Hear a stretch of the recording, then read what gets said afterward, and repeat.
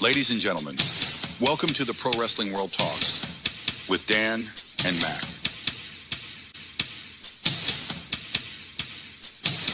Hello, everyone. Welcome to PWW Talks post Summerslam 2026. And on the day of this recording, I awoke into one of the dumbest comments of 2026 as well. Good evening, good afternoon, good morning, wherever you are. I am your host, Dan, and I am joined by my best friend and wrestling partner of a lifetime, Mac. Thanks again for coming on the program again this week, bud. Always a pleasure, especially when Angry Dan is making an appearance. Oh, yes, save room for that, because, of course, we have to talk about the big event of the summer, the biggest party of the summer, whatever is tagline now. It's this weekend event that took place in Minnesota this past weekend. And of course, going into it, we said this could be a one-night event, should be a one-night event. And they proved it over the 2 nights that, yes, this should have been and could have been a one-night event. Because there were some matches on the card that really, it's just like, this could have been on Raw. This could have been an email. They were also relatively short. Like most of them, yes. The majority were under 15 minutes, yeah. Yes. I think there was one match on night one that went over 15 minutes, and night two was also one match that went over 15 minutes. Both of them were the title matches, the men's world championship matches. One was disappointing. The other one, a lot of people are considering one of the greatest main events in the history of SummerSlam, if not the company's history. It's funny because when we looked at the card, we're like, oh, night one's going to be better. Night one was not better. It was not. It was not better. No. Night two definitely had the edge, which was surprising on paper. We talked about it. And a lot of people said that this year.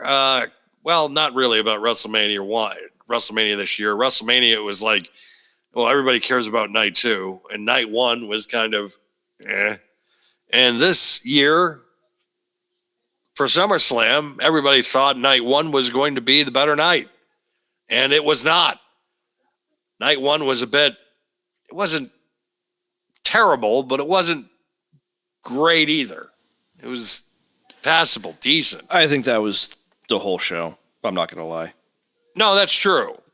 But night two definitely was the better of the 2 nights. And also, in my opinion, proved, it's kind of like the episode 1 and episode 2 of Star Wars. If you combine both, yeah, you'll have one. 5 and 6 actually, but I get what you're saying. Right? No, yeah, episode not 5 and 6, but like 1 and 2 of the prequels. So like Attack of the Clones and then Clone Wars. Sure.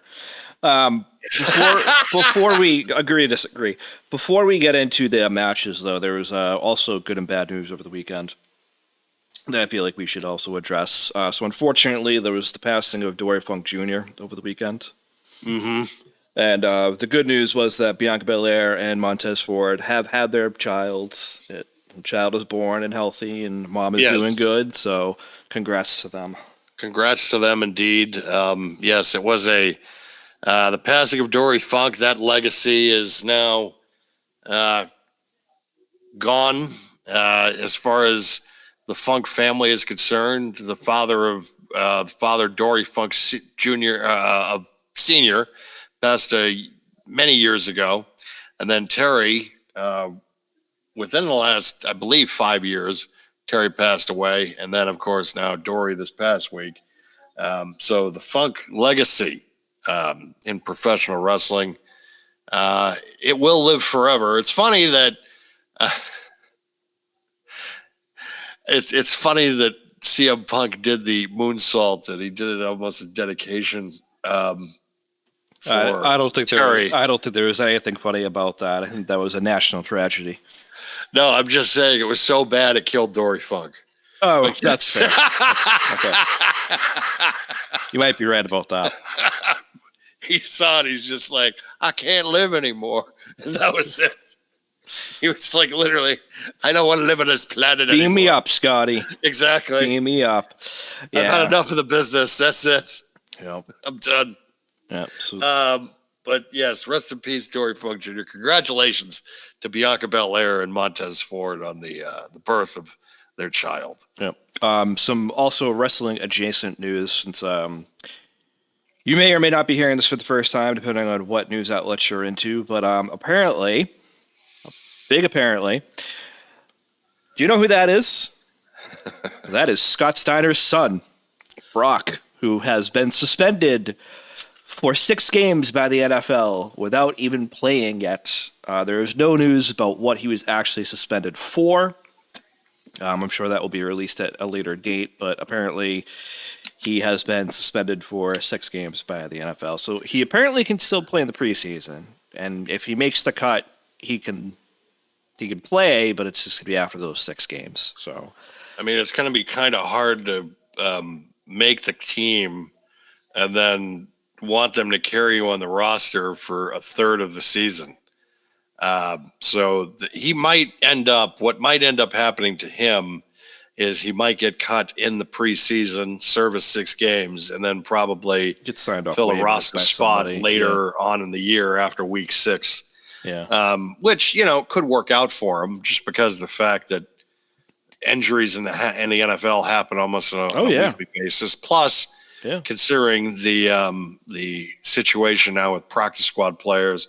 So even if he gets cut in the preseason, if people think he's good enough, he'll find a way on the NFL roster. And if he doesn't, he knows where he can go and get a job, no problem. Yep. Yep. It's so I read it off the Bleacher Report, which funny enough mentions Braun, and says that he was originally signed with the Baltimore Ravens as an undrafted free agent, but now wrestles with the WWE. So Brock, who is person on screen, Brock Steiner, Scott Steiner's son, in his final season at Jacksonville State, went 36 catches for 383 yards and 5 touchdowns. Not bad at the college level. So not bad. Was he tight end or wide receiver? He's wide receiver. I don't know if he played tight end at Jacksonville State. It doesn't say that, but he is. He's listed as wide receiver. So what is his kind of like? So how big is he? Like, is he like 5'10", 5'11", something like that? I'm not sure. Let me see if I can pull some stats real quick. But because that's the thing. If it's like, all right, receiver, all right, there we go. Slot. He's 6'2", 225. All right, yeah. So you're either possession receiver or like, slot. He's probably slot. Yeah, probably slot. It depends, though. But just historically, we're doing a show here, Cat. Sorry. No, you're good. No, they just got meowed at. Gotcha. So in 2024, he went 12 passes for 180 net yards, 2 touchdowns, including an 85-yard touchdown reception against Southern Miss. In 2025, he recorded 36, that's 383, and the 5 that I mentioned before.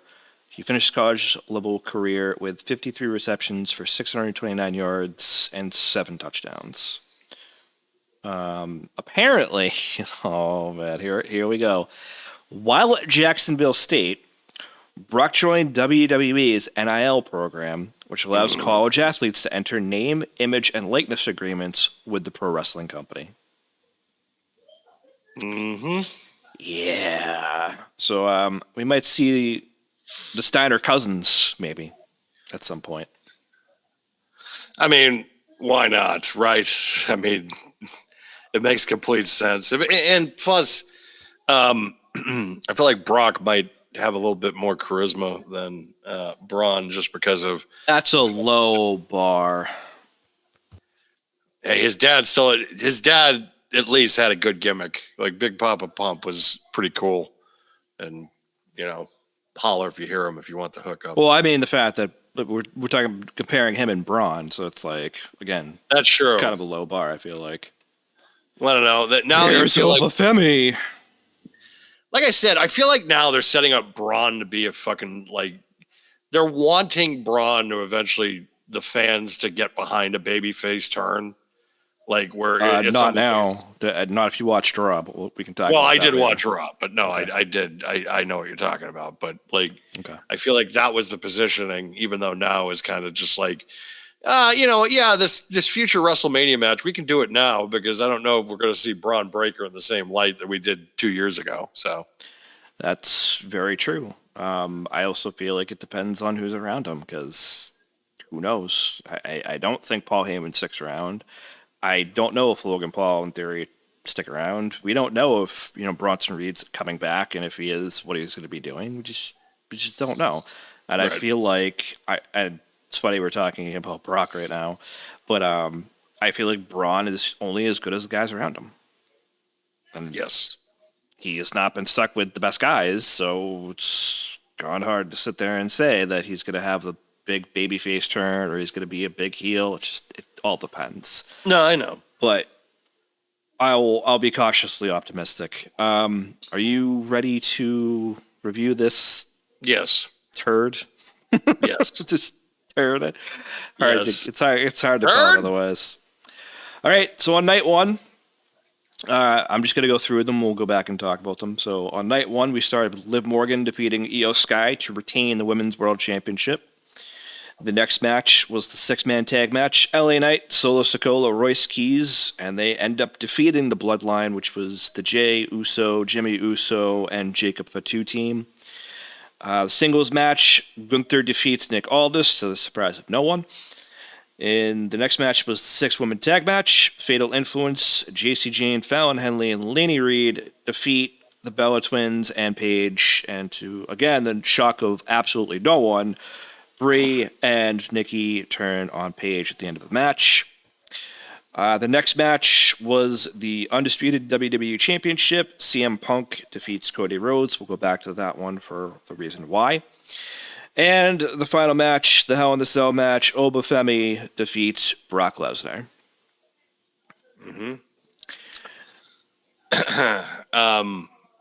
We can go back to the six-man tag, which, of course, we won't talk about what happened on Raw. We'll get to that later. Yes. But LA Knight pinning Jey Uso, which, of course, you feel like there's a lot of momentum right now in LA Knight's favor. Maybe it's a sign that the company does as well, considering the fact of that he did get the pin, especially on Jey Uso. So another former world champion that LA Knight has beaten in his resume. So you wonder, and not really trying to foreshadow, but you wonder if it's now going to be time for LA Knight at least to either be more in a main event position going forward and teasing him to win the championship, or if this is just another thing to fill the gap at some point. But it's a very encouraging sign that LA Knight picked up the victory over Jey Uso on the show. Clean, too. Clean. Solo Sikoa, again, they're continuing the baby face momentum that he has going on right now. So that's him running it back was hilarious. Oh, of course. That was hilarious. Liv Morgan beating Io Sky, and then immediately Liv Morgan saying that she's not going to defend the title for another 100 days. So we'll discuss Liv Morgan much later for what happened on Raw, because I do think it's important to call attention to that. Because two big returns just in that segment alone on Monday night. Right. But I hated it at first, but then Monday came and I was like, okay, you can make it work. And Right. I think, especially with the two that they brought back, 100% they can make it work. Still a good match, though, from what we got out of it and what they got out of it. Same with the six-man tag match. Gunther and Nick Aldis, though, I'm actually going to say that stole the show for me on night one. Yeah, that was darn good. The match was really good. I was really that was a concern for me going in, because I'm just like, are they really going to know who this guy is? And then he came out to Oasis, so I think that helped. Oh yeah, that helped the audience. Could be like, all right, yeah, I'll get behind him. And then Wade Barrett, I think, also did his part to try to get enough people into the match as well. But it was, two world-class guys, technicians that can go. And the match was really, really solid. Nick Aldis's first match in WWE since signing with the company, and first it was in like 3 years. Yeah, yeah. It couldn't have gone better. I think, and also they couldn't have gotten a better opponent for him either. Oh, absolutely, and having him tender his resignation at the end of the show and Triple H to rip it up, I thought it was a good touch in the post show. No, you don't need to do that. It's fine. No, you handled it like a man. You handled it like a man. You're a man. I appreciate that you're a man. I was like, whoa, okay. Don't worry, though. Tomorrow night, though, you're going to have to, we're just going to forget about everything happened. Yeah. Don't worry. Foreshadowing, coat down the middle. Yeah, that was just whatever. Fatal Influence, that was the right move. 100% they should have won this match. I think we even called it last week that Nikki and Brie were going to turn on Paige, so whatever.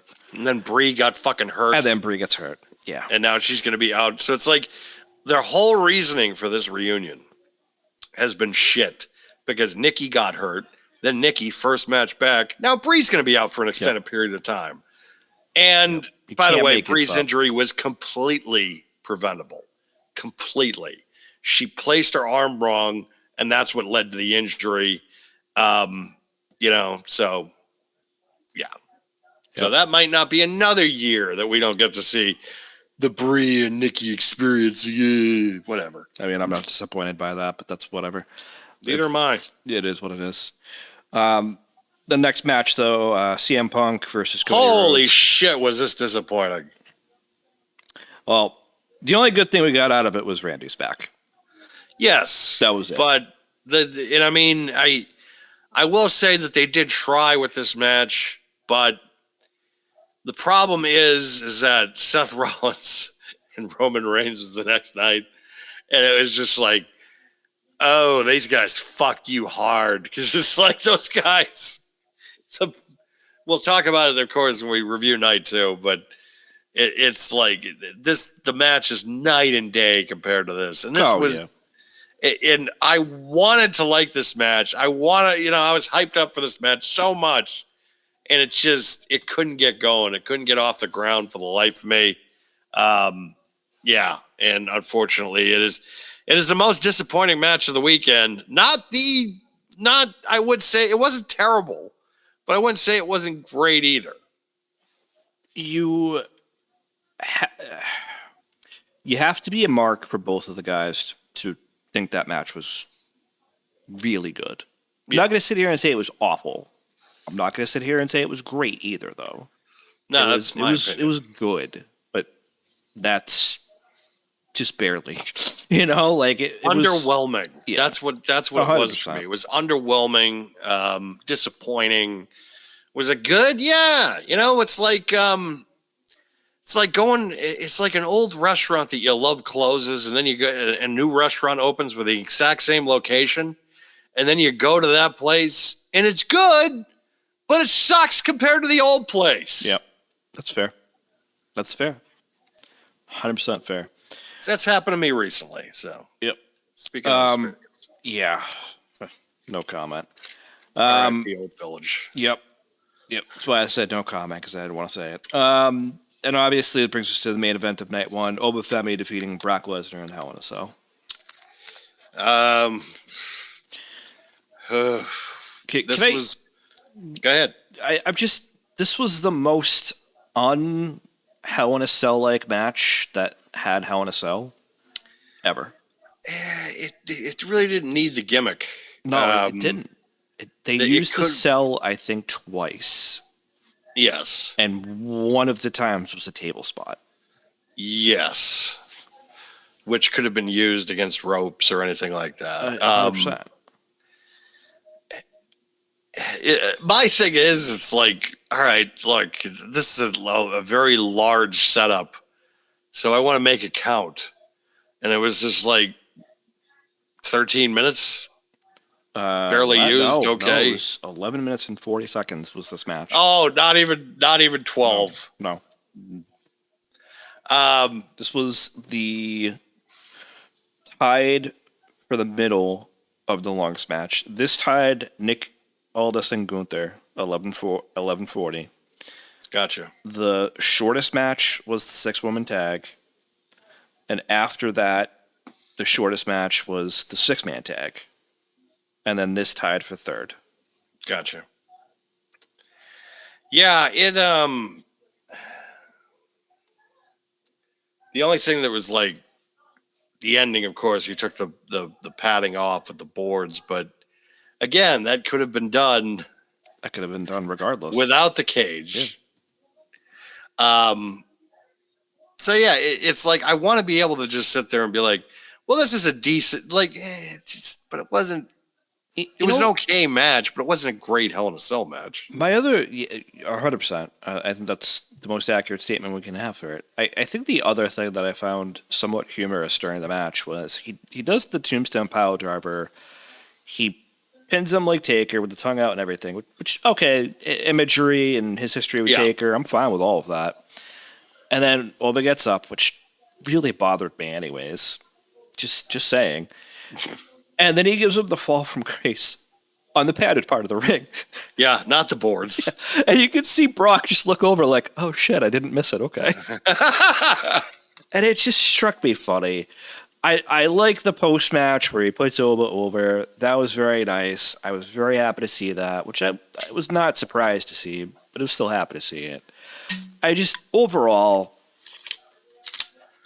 I think, and you said it about obviously CM Punk and Cody Rhodes. I think you could say it for the rest of the night. Underwhelming. Yes, no.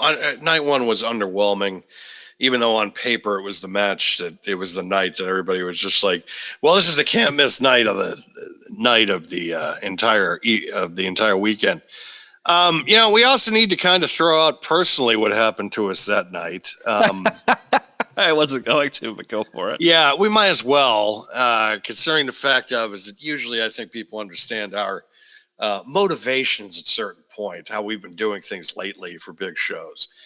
Well, So we also talked about it anyway, so it might. We as well. did, and we brought it up, Yeah. and so what happened is that at the Royal Rumble and at WrestleMania, we had talked about that we were attending these events at movie theaters. We had gone to, I believe, the Regal in Bellingham for WrestleMania and for the Royal Rumble. So luckily, before Mac had arrived to my humble abode, he had checked the website and had found that they were doing SummerSlam, which grew to which was probably due to the fact that the new Spider-Man movie had released the same weekend, which they wanted to have that on every screen possible, which can't say I blame them considering the fact of how much money it made over the weekend. And that was worldwide gross, right? The billions we're talking about. But the theater wasn't doing it. So then for the next half hour or so, we're going on our phones looking where else is doing it. And it's like pretty much on the other side of the state. It's like, I don't want to say that, but it was a solid 2+ hours away. I want to say. Yes, pretty much. And then so we decided to go get food and just have it here. Yep. And that's what we ended up doing, which was just as good. I mean, now it's not like. Luckily, it wasn't like in my old place where you were pretty much sweating to death because there was no AC. At least now in the basement, everything is cool and that type of stuff. And I'm sure someone will be on here commenting to me, being like, "Oh, your mother's basement." No, it's my own place, dickhead. But thanks for that. So pricks. Yep. All right, so night 2 started with surprises. I'm not going to say who won the first match. I'm just going to say that the first match was supposed to be Finn Balor versus Sami Zayn for the number 1 contendership of the undisputed WWE Championship. We'll go back to that, obviously. Baron Corbin and Trick Williams for the WWE United States Champion. Chelsea Green, Charlotte Flair, Jade Cargill, Lash Legend, and Tiffany Stratton. Fatal 5-way ladder match for the interim WWE Women's Championship. We'll have to go back to that one, too, because there's news on that front. Yep. Human Money is on a pole match. Danhausen versus Dominic Mysterio. For the WWE Intercontinental Championship, Penta and Chad Gable. And then the World Heavyweight Championship match between Roman Reigns and Seth Rollins. So, having said that, there's a lot to unpack there because a lot of shit happened. And like we said, this ended up being the better of both nights. There might be a reason for that because Sami Zayn and Finn Balor, Nick Aldis comes out and says he's adding Gunther to the match. Then he stands around and says, actually, I'm going to add somebody else to the match. And it's a returning Kevin Owens. And Kevin Owens is your new number 1 contender for CM Punk's undisputed WWE Championship. Which immediately, when he won this, I'm just like, it sends a tingle up my spine because I'm like, oh, the promos are going to be so good. Oh, they're going to be awesome. Oh, they're going to be so good because there's a little bit of history there. Yep. There's a little bit of what an Austin Idol used to say. It's just like, there's heat. It's not scalding, but it's there. I don't think there's heat anymore. But KO can tap into any heat that he used to have anyways, and he's going to say some shit, and it's going to be funny as fuck. Exactly. It is going to be 2 guys that are master craftsmen in promo work. You know, KO's coming back off the injury layoff, so he's got something to prove. So it's these 2 guys working together. It's going to be masterful. I'm glad that it also Cody explains why Randy came out when he did, too. Yes. Because now you have something else for Cody to segue to, and you bring back KO and immediately put him as number 1 contender. That's just chef's kiss. And once again, fucks over Sami Zayn, adding to this conspiracy theory storyline, which is goddamn hysterical. Because it's like, literally, I'm just watching this, and you're seeing it, and you're just like, they really are fucking him over. I think they are. Yeah. Like, I'm watching it in real time. I'm like, yeah, you're right. They are fucking him over. I think I had at least 1 or 2 people that texted, Sammy's blowing a fucking gasket. Especially when they first had it going through. He's blowing a gasket in the ring. And then KO comes out and just immediately his mouth agape like, what the fuck? What the fuck just happened? And then immediately, too, he just sees his buddy, who just returned after a year and a half, just wipe out everybody else in the match. And he's just standing there. Like, yeah. Then they hug and immediately start fighting. Yep. It's like, it was very well done. I will say that. Funny enough, this was the second shortest match, though. All these matches, like I said before, all of them except for the main event. Same with night 1, with the exception of Cody Rhodes and CM Punk. All of them were under 15 minutes. Yeah, you'd think that they not. Yeah, it's like, come on, guys. Like, we're on goddamn PLEs here. My biggest criticism with WWE, especially since I'll say like the Netflix era, we'll say, has been the amount of commercials. Right. There wasn't even that many commercials. No. Like, both nights, I think, were done before 9:30. No, they were actually, they were pretty good this time about, like, time. Yeah. Timing everything out. I'll give them that. Maybe the matches were a little bit shorter than I wanted them to be. But, like, as far as time management and as far as commercial usage and that type of stuff, it wasn't as bad as it has been in recent months. 100%. 100%. So yeah, KO, as I said, that's your new number one contender for CM Punk's undisputed WWE Championship. The next match was the United States Championship. Baron Corbin is your new United States Champion, defeating Trick Williams. Yeah, I think you said it best after this. You said it best in the group chat after this. What the actual fuck? Like,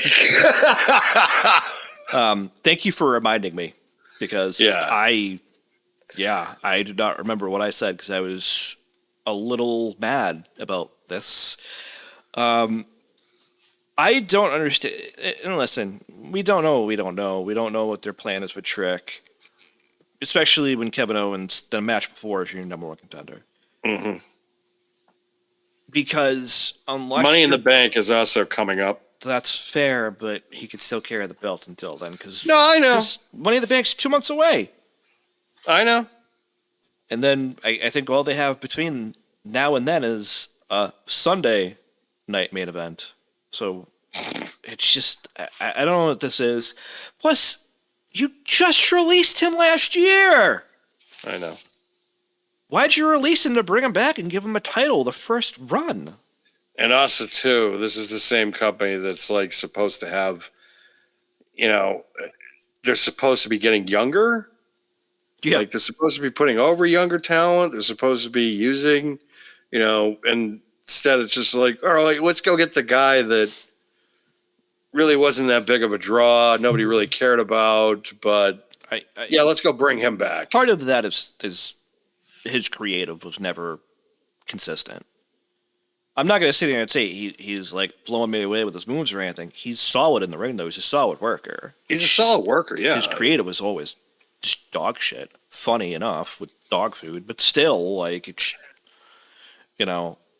he was happy Corbin. He was sad Corbin. He was bum Corbin. He was like with the dogs in NXT with him and Braun Breaker, and that was okay. And they released him. And it's like, all right, so if you release him, clearly he's not that good to stand up on his own, but now bring him back. He is, and we're going to make him U.S. champion? Sure. So I don't agree with that, but that is what it is. Like I said, maybe there's something on the horizon for Trick. One can only hope. The next match was the interim women's champion, the 5-way ladder match. Charlotte Flair, Jade Cargill, Lash Legend, Tiffany Stratton.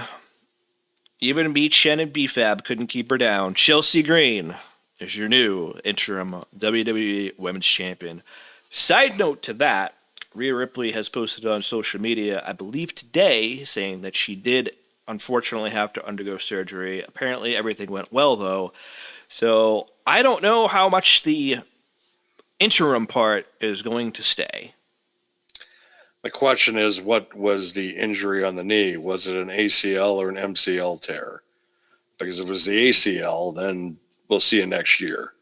If it was the MCL, maybe we'll see her in 3 months, 4 months. I think if the surgery was today or within... So she posted this today, August 6th, was we're recording it. She posted it today saying she got surgery. Doesn't say when it was. It just, I'll read the post. Life update. After just under 14 years in wrestling and doing sports my entire life, it's caught up to me. Surgery was never a first option for me, but it got to the point that it was needed. First one down, hopefully no more. I've survived. Now it's time to start thriving. And I can't read the rest because it's... Hold on. Starting to thrive again so I can go back to what I love to do. See you all down the road. So, obviously, speedy recovery to her, but we don't know what we don't know. We don't know if the surgery was recent, if WWE knew she's getting surgery. Like you said, it depends on the surgery. We have no idea. This also ups her chances of being at Silver Screen Con in Worcester. That's even that much farther. First of all, congrats to Chelsea. if there's somebody in the women's locker room Congratulations. that Yes. deserves it, it's definitely her. I was very happy for her. I was very happy she won. I really Very, very thought happy. that when Michin and BFAB came out, like, oh no, you're gonna do it again. You're just gonna screw her again. And thankfully, that was not the case. But still, I hope this opens the door for other talent. I really do. I do too. I keep saying some of their names, like Julia, who got squashed by Lash Legend, like Jordan Grace, and like a lot of other talent that really is not getting a shot right now. I hope this opens the door for them to get that. I agree. Same here. But good for Chelsea. Apparently in the post show, I did not catch this part, but apparently she dedicated it to Michael Hayes, which I thought was absolutely hilarious. Dude. Well, he said her role was to put over the talent, and still is. So sorry, not sorry. I don't blame Chelsea for that move. That's hilarious. I am kind of curious how long we're gonna see Matt Cardona with that belt somewhere, but.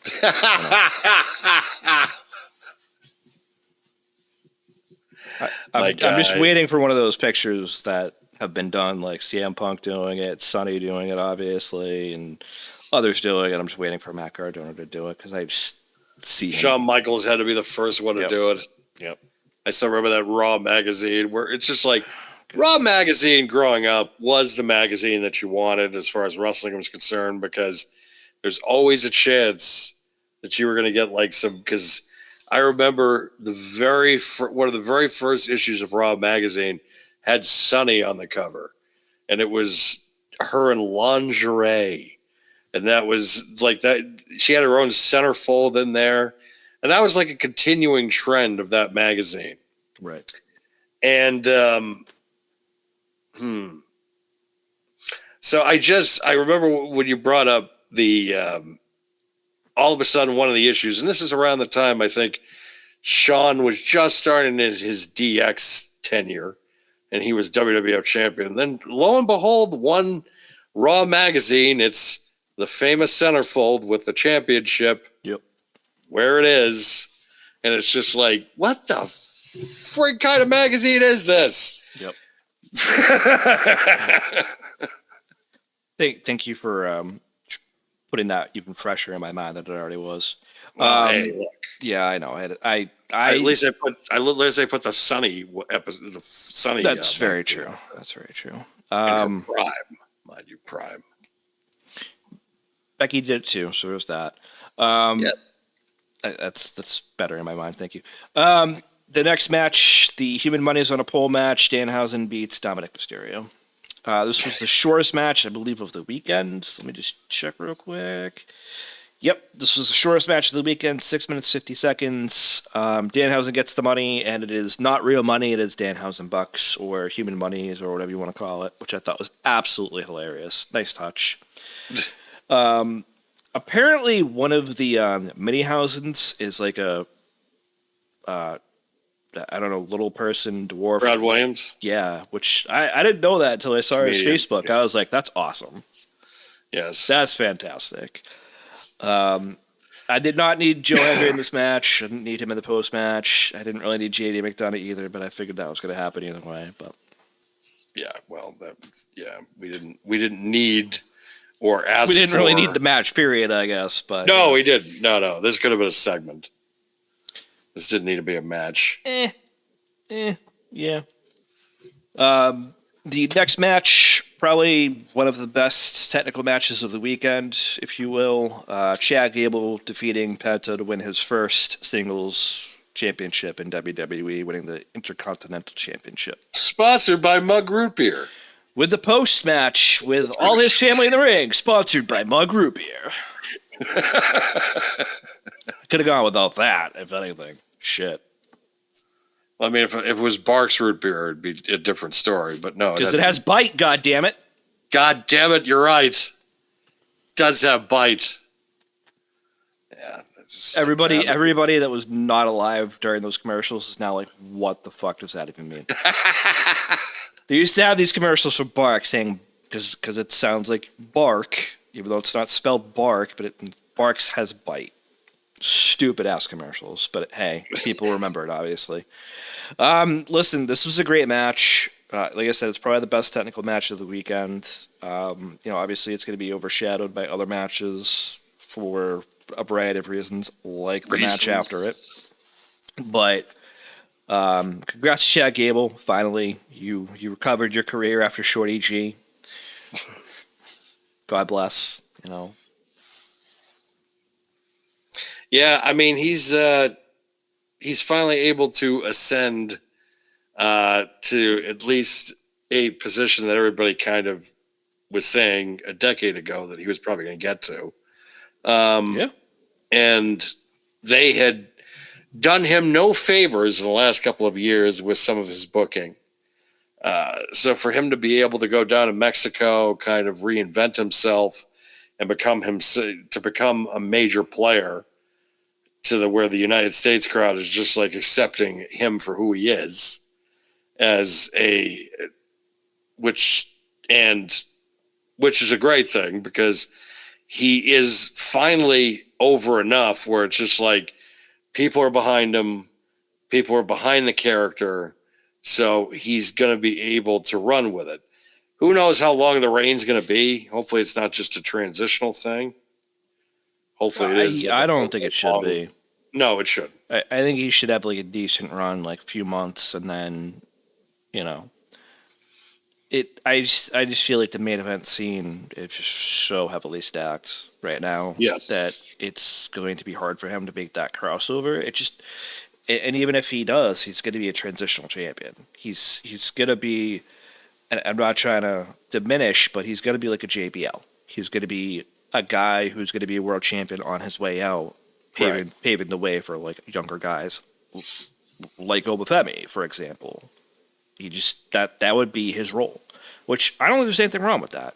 You still get the belt. It's just, unfortunately, it's on the way out. But that'll probably be what will happen. But again, congrats to Gable. I think he's definitely earned it. He earned it a few years ago, even when he was losing attempts to Gunther. He should have gotten it then, but he finally got it. So doesn't matter when it happens, as long as it happens, I guess. Right. But that'll bring us to the main event, Roman Reigns and Seth Rollins. And Roman Reigns did finally vanish the demon, as it were, of Seth Rollins and retains his World Heavyweight Championship. I mean, there was a good portion of the wrestling universe that was talking about how amazing this main event was. And yeah, it was darn good. It was one of the better main events that this company has put out in the last couple of years, either, just in general in SummerSlam's history. It is a strong candidate to be the match of the year for some people. So far. I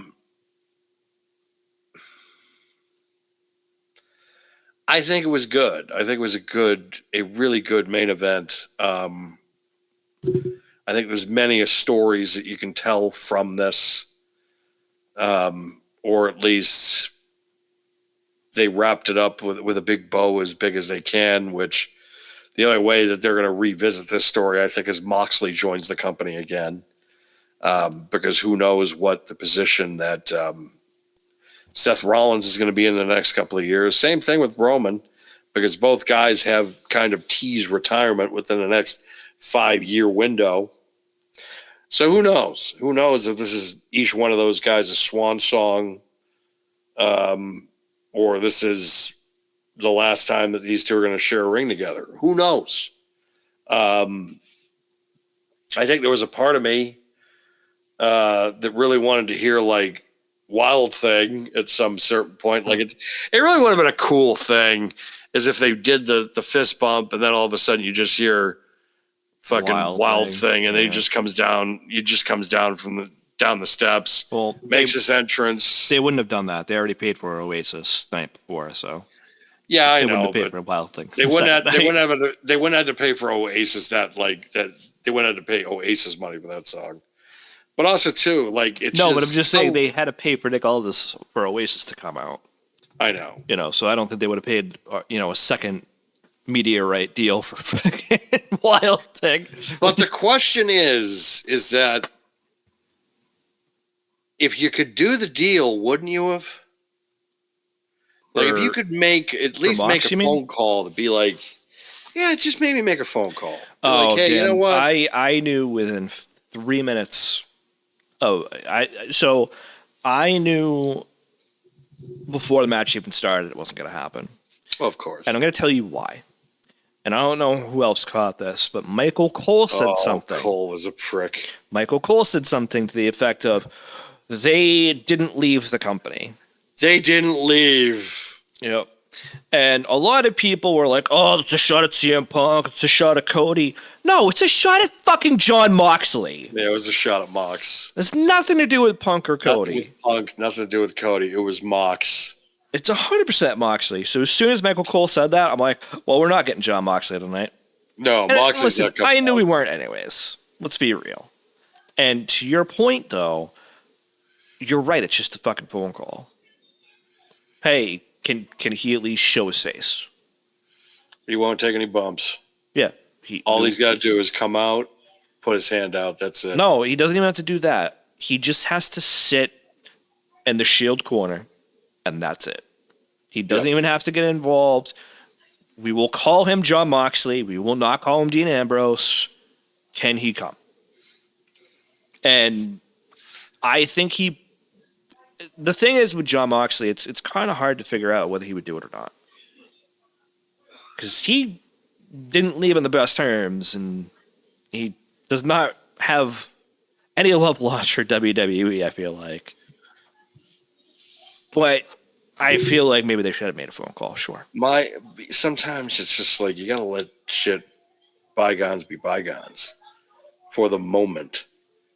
And if there was ever a holy shit moment that you could have walked away from this with, it would have been John Moxley coming out at the end of that match and doing the fist pose with both those guys. John Moxley wouldn't have had to take any bumps. All you would have had to do is just acknowledge his presence. He goes out, does the fist bump. Everybody in the building is going nuts, I'm sure there's going to be people crying, whatnot about it. But it was one of the better main events that I have ever seen in SummerSlam history, I will admit. I think it's because it told the story. That was it. There was more complexities. Anytime, too, where I have to think about going into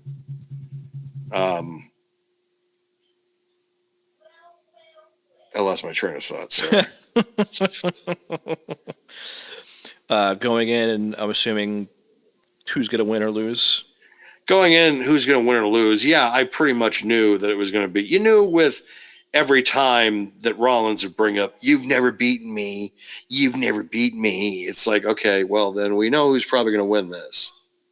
You're not wrong, but I think they did it last time too, and he did win, or he won by DQ or whatever. He won by count out or whatever, disqualification, I think.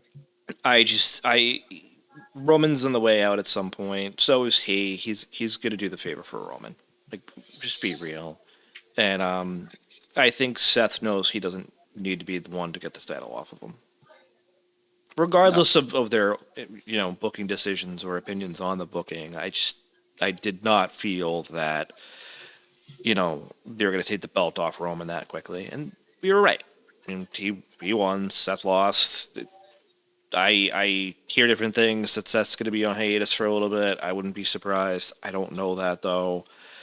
I don't think they have any immediate plans for him post SummerSlam anyways, so. And then obviously, kind of like we alluded to, it seems like LA Knight's going to be in a feud with Roman Reigns, which kind of about time. Yeah. Kind of about time. Yeah, I'm all for it. But there was a lot coming out of Raw, so obviously I don't want to spend too much time on it because we have so much time between PLEs now that it's not really worth it to have a long-winded conversation about it. But it does seem like Braun Breaker is going to be in a feud with Obafemi at some point. Mm-hmm. We already kind of talked about LA Knight and Roman Reigns. Royce Keys was soundly defeated by a Jacob Fatu, an angry Jacob Fatu in a street fight to end Raw. But also we got a return of two women, being Becky Lynch and Stephanie Vicaire. Seems like both will be in contendership for Liv's women's title. So Yep. we'll have to see how that's going to go too. But there's a lot of notes coming out of it. I know one of the things that we talked about and other people talked about was Paul Heyman. There was no Tribal Chief and Wise Man reunion coming out of SummerSlam. No. It does seem like Paul Heyman's going to walk away from the vision probably in the next few weeks, and if he doesn't, I'd be incredibly surprised at this point. There's a lot of rumors. I was listening to one of the pioneers of wrestling podcasts earlier today. Not the fat fuck that I'll be talking about later. I'm talking about Don Tony, and he had mentioned that he believes that Obafemi at some point will be managed by Paul Heyman, which I tend to believe is going to happen. I don't think it is going to happen, though, while Obafemi is a babyface. And I don't think you're going to turn Oba into a heel at any point either, because of the fact that he is one of the most bankable baby faces you have right now in the company. Yep. And also, too, he checks every box off completely, as I saw him in the post-match interview on Saturday night, and I was just like, God, he can talk, too. Yeah. Checked every conceivable check mark off the board. That's why I don't want Paul with him right now, especially, kind of like you said, because first of all, he can talk on his own, unlike some people. Brad Breaker! He just doesn't need it, whereas a guy like Braun does. Brock did too. Brock wasn't a good promo. He knew that. That's why he had Paul. I wouldn't mind a Paul Heyman babyface, but it's just not right now. No. I don't want that right now, and I definitely don't want a heel Obafemi right now. At some point, though, 100%. 100%. But I know you want to sound off, and I don't think there's anything else we need to really talk about coming out of SummerSlam that we didn't already discuss. So, my friend, go ahead and be angry, Dan.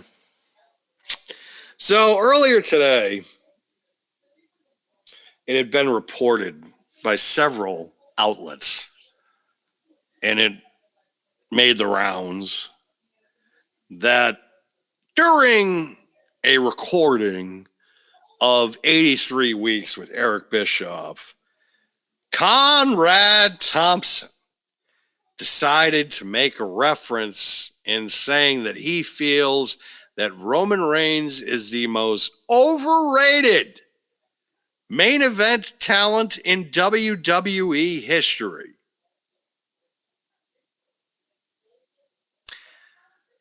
Let me repeat that.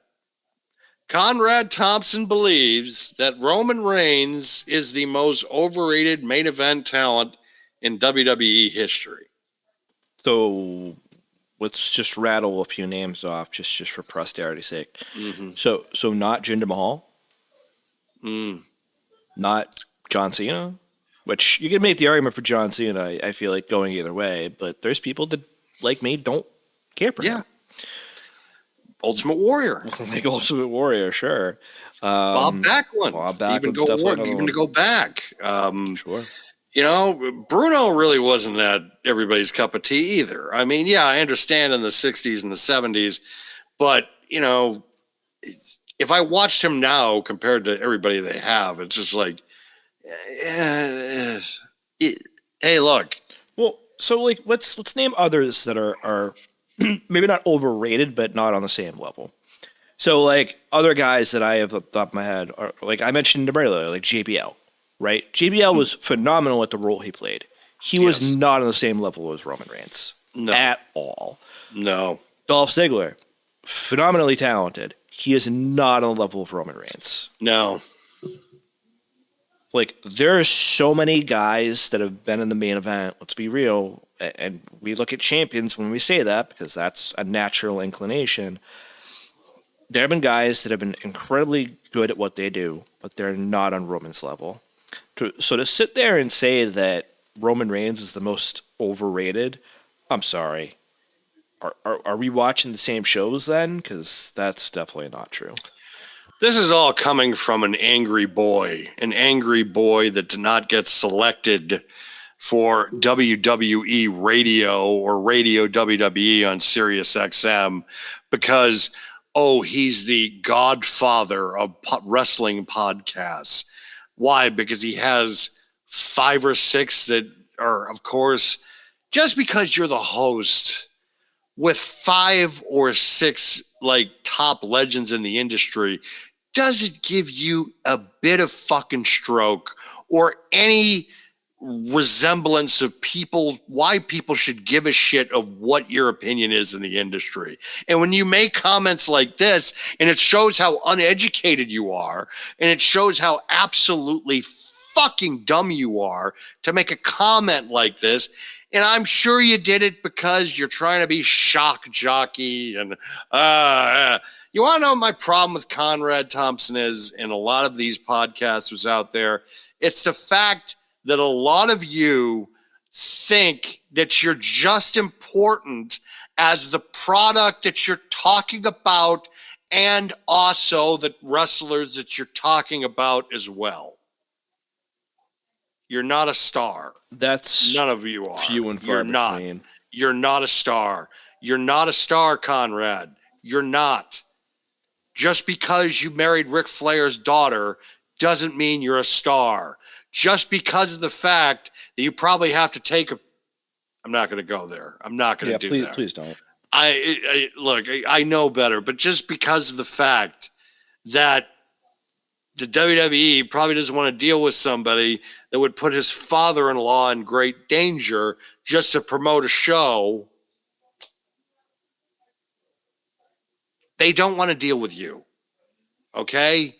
They don't want to deal with you stepping on people in podcasts, which I've heard the criticisms. Plus, maybe, too, they don't want to hear while and they've tried it before. They did it with Something to Wrestle With. You were working in that system before. Unfortunately, it didn't work out. Do you want to know what the problem is, too? You think Bruce Pritchard's going to want to go back to work with you when you're making comments like that, talking about Roman Reigns, considering the fact that he is the poster child, the number 1 star in the entire wrestling industry? The number 1 guy. Fine, I get it. He might not be your cup of tea because you have to make it sound like, well, Kenny Omega's 100 times better because maybe you get let into Tony Khan's parties more than you do WWE's parties. Are you that pissed that you're not a part of Sirius XM? Are you that mad about it? That's my problem with these wrestling podcasts. It's just the fact of that you honestly believe, the majority of you believe that you're just important as the talent and the companies are. And you're not. So if just going sake of argument here. So if Roman Reigns is so overrated, why is he consistently in the top 10 of merch sales? Why has he also had 2 match of the year candidates at the 2 biggest shows of the year? Why is he also headlined, I believe, the most WrestleManias? Yes. Why? Why is it that under him in the last 5-6 years, this company has exploded in revenue? There was a couple of years there where they were selling out everywhere, house shows, whatnot, and that was because he was on top. Yeah. People were talking about WrestleMania 40 because of Roman Reigns and Cody Rhodes. Of course, yes, they were talking about it too because The Rock was involved. But also too because of Roman Reigns and the work that he had put in as the tribal chief, which it had led to that point. Yeah. But old Roll Tide dickhead in fucking Alabama and Tuscaloosa, wherever the fuck he is, he wants to talk out of the side of his mouth because he's pissed off because he didn't get picked first to play softball. You're mad, dude, married because into the a cool dynasty. kids. Like, he just needs to stop. Like, I don't mean you, but it's just like he married into the Flair family. Like, I just, know you meant. Just stop. Like, at what point do you need to keep going? Like, you have a successful business, as far as I know, anyways. Same with Conrad.com. Yeah, you've married into that family, so you're obviously in the business. You have a podcast with a very well-known name in the business, being Eric Bischoff. Just stop. You don't need to be a shock jock anymore. You don't. You just don't. You don't need to be a shock jock, Conrad. You've already won. You don't need to try to claim to some kind of relevance because, Busted Open's doing better because they're on Radio WWE. This is doing better. Shut the fuck up. You automatically has he said anything have, about it? Like, I don't even know because I don't listen to them. But has he said anything? On any, Okay. He hasn't commented, but it's just the timing of it. Oh, the timing is sus. I've been in this business long enough to know when guys are being passive aggressive and all of a sudden have a sudden agenda because something recently came out that they don't like. He doesn't like the fact that they decided to go and launch their own channel with SiriusXM, that they made a deal to do that. And all of a sudden, it's like it's WWE's fault for not putting your programming on their on SiriusXM's network. When none of you have been involved with Fanatics. None of you. You haven't been on there. JD from New York hasn't been on there. But all of a sudden, you guys, it's just like, it's the biggest offense in the world. Oh, independent. Oh, they're attacking independent content creators. You're just pissed because you didn't get selected. I didn't get selected, but I'm not pissed about it. I'm not mad about it like you guys are. The only reason I'm mad is because you guys, with your attitudes and your actions, affect our business. Because now there's a negative side to the industry now because you come off as a bunch of little pussy bitches because you didn't get your fucking way. But here's the thing that cracks me up about it, and context is king, obviously, and we don't know what we don't know. But I made a joke about CVV over the weekend. I didn't publicize the joke, but I will now. No. For those that didn't see it, CVV was in the front row, very close to Green Shirt Guy on night one in the front row. So I made the joke that that ticket's comped. like that ticket's probably comped. But at the same token, I've heard nothing of him being on this new radio platform for them. He's still going to be on doing interviews with WWE talent. Has he said anything negative about this? No. Follow suit.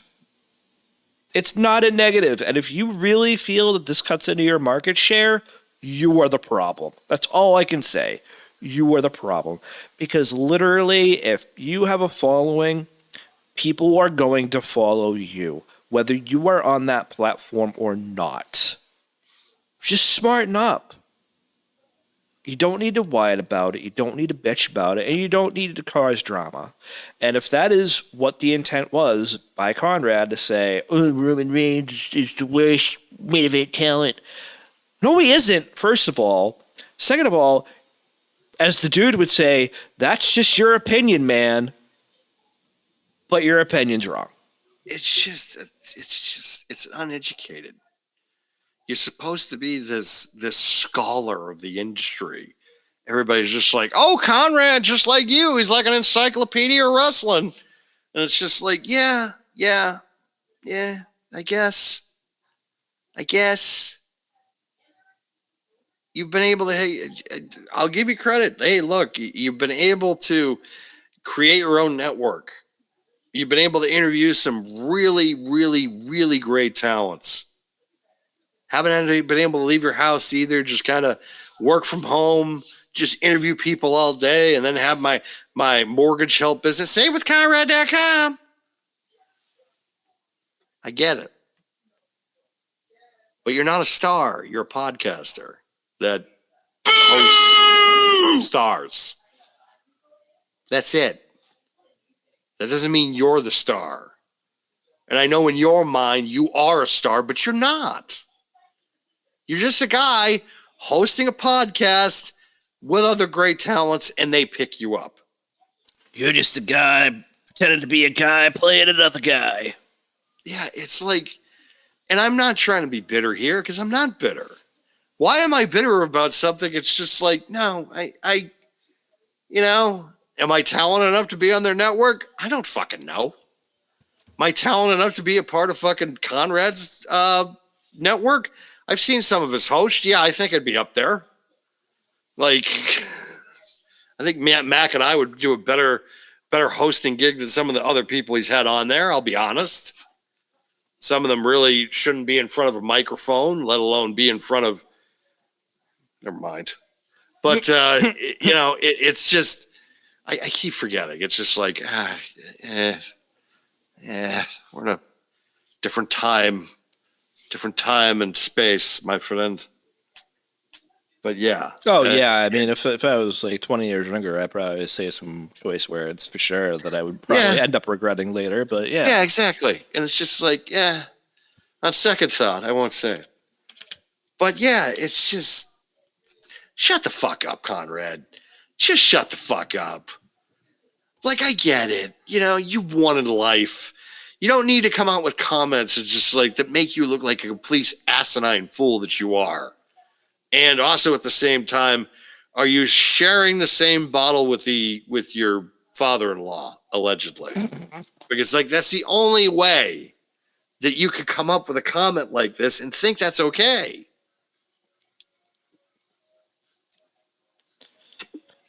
Yeah, I don't know, man. Any ounce of respect that I did have for him has plummeted today. Because like that you can't just. I saw that and I'm like, I guess you chose violence today. I guess that's it. Like you've made the decision for me. I guess you chose violence. Jackass. Yeah, I don't know.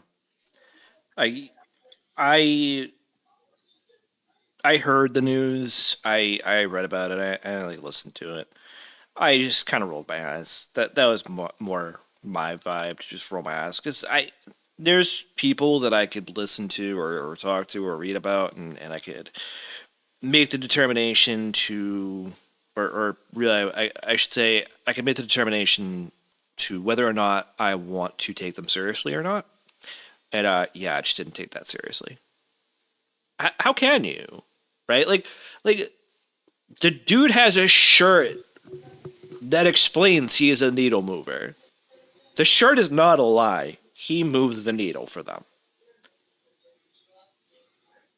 There's people that would tune into the shows or buy tickets just because he was on it, or just because he was going to be there. And not because they want to save with Conrad.com. Exactly. And Jerk it's off.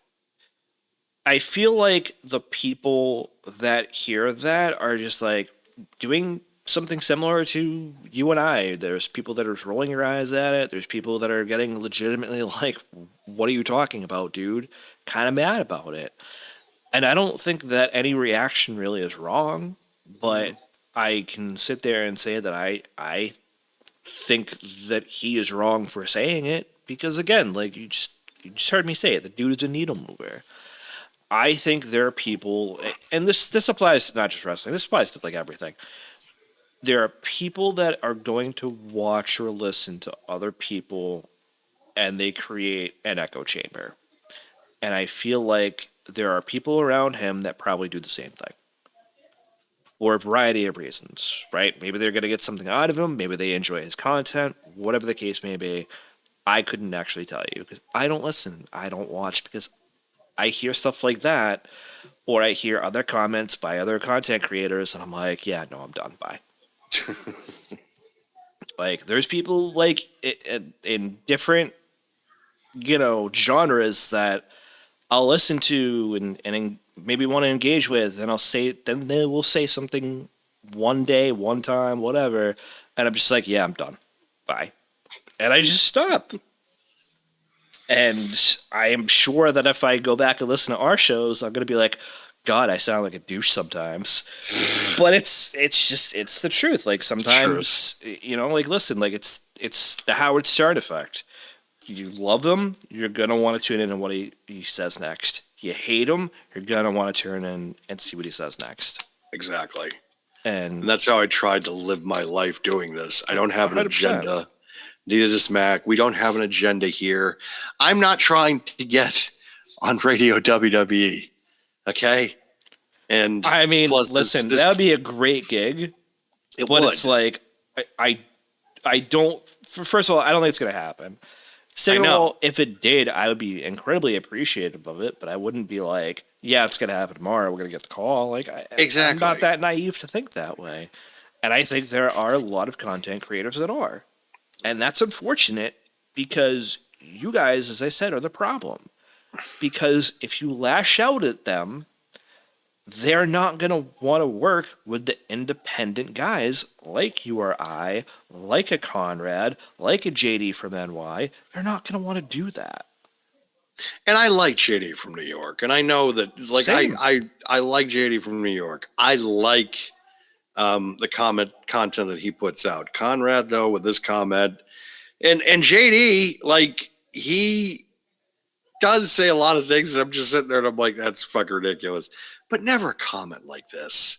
Never something I feel like that just comes uneducated, but also just, in my opinion, quote unquote, it carries an agenda.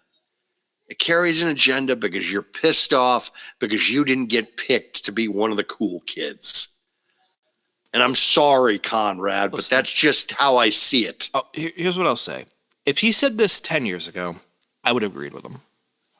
Same. If he said it 10 years ago, looking at 2016, 2017, before he was the tribal chief and was the big dog Roman Reigns, 100% you were correct. Anything after he became the tribal chief, no, I'm sorry, you're wrong. No, you're just a fucking jackass. You're just a jackass that, again, and I get it, though. You're pissed. You're mad. You're mad because you didn't get picked to be one of the cool kids. It's just like high school again. It's just like high school again, right, Conrad? I didn't get picked to be one of the cool kids. Oh, no. I'll have to just keep hosting these other podcasts with these old relics from the past instead of being on something with somebody that's relevant. Oh, no.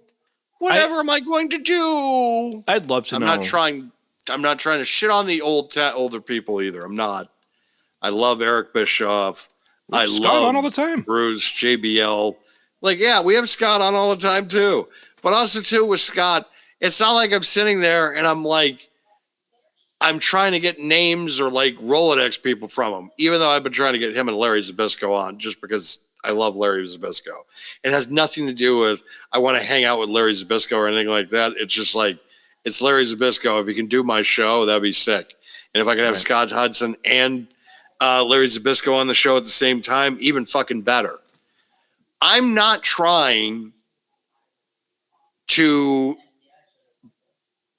sit here and chase cred and whatever that some of these guys are just going after. And I get it because you want the opportunity. And hey, maybe if I was 20 years younger and this WWE radio thing was going on, that's what I'd be aiming for too.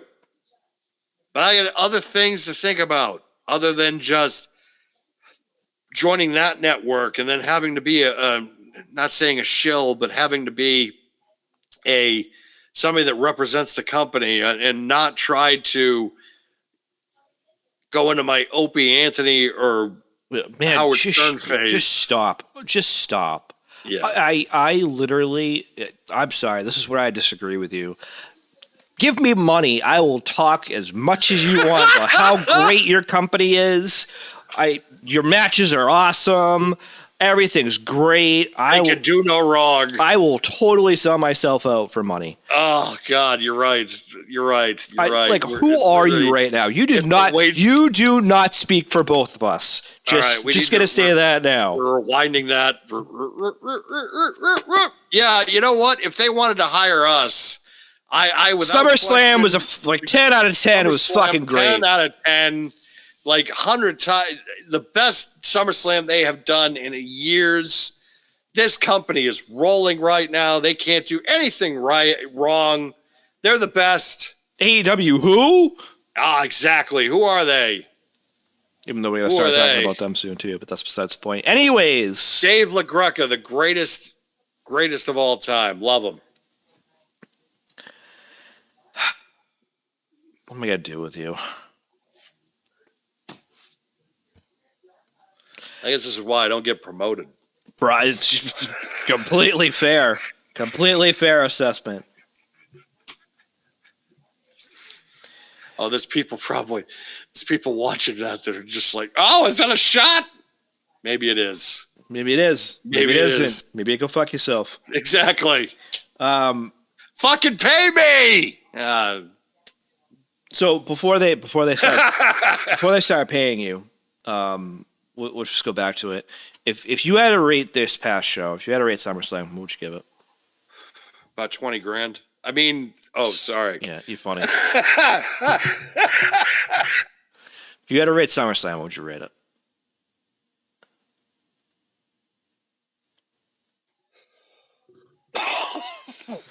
I'd give it 6. All right. Well, what about like a letter grade though? B-. I would have given it a C. I give it a B- because of the main event for night 2.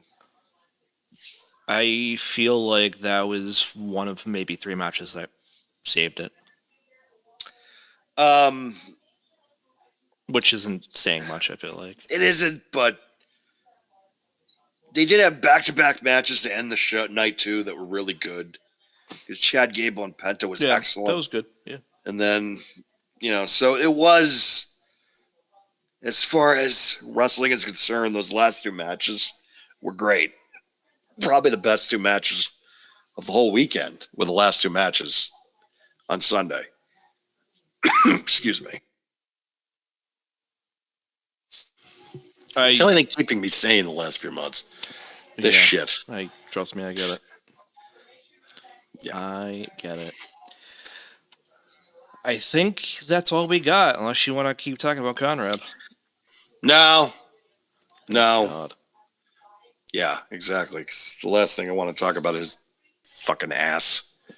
He deserves to be ridiculed for the comment, but Like, I'm not gonna sit here and say that Roman is like, the best of the best of the best of the best or anything like that. But to sit here and say he's the most overrated main event talent when you had Jinder Mahal as WWE champion once upon a time, I'm sorry, like that's just not the case. Roman's in my top 10 WWE champion. Really, I'm just saying I get the criticism, right? Especially now that you have other promotions like AEW. TNA's been around, but still, like, they've never been, like, top tier. Same with NWA. But, like, to sit here and say, like, she's not a top guy, I find that just... I don't even have the words. Like, it's not correct. It's not correct at all. And whether you like Roman Reigns or you don't like Roman Reigns, he still is considered a very top guy. So, Conrad. Sorry, not sorry. Does any of your hosts, were they just at Madison Square Garden with the MVP of the NBA Finals holding the Larry O'Brien trophy? No? Sit down and shut the fuck up. On that note, good night, everybody. We'll see you next week.